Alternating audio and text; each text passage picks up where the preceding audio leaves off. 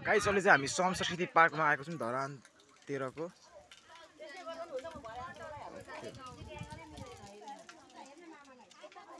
Hello bro, ठिक छ? तपाईँको अनुहार त हेर्दै कस्तो अल्छी लाग्दो। तपाईँ यहाँ के गर्न आउनुभएको खासमा? ट्रिपमा हो? फ्रेस हुनुको लागि ठाउँ एकदम राम्रो छ।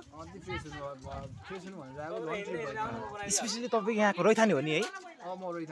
तपाईँले यो धरानको लोकल रैथाने र हिपी ट्रिपी केटाहरूलाई चाहिँ के भन्न चाहन्छु अहिलेको यङ जेनेरेसनलाई चाहिँ यो ठाउँ कस्तो लाग्यो तपाईँको विचारमा? फ्रेस हुनुको लागि चाहिँ एकदम तपाईँले के इन्फर्मेसन दिन चाहनुहुन्छ यङ जेनेरेसनहरूलाई अब ट्रिपी केटाहरूलाई?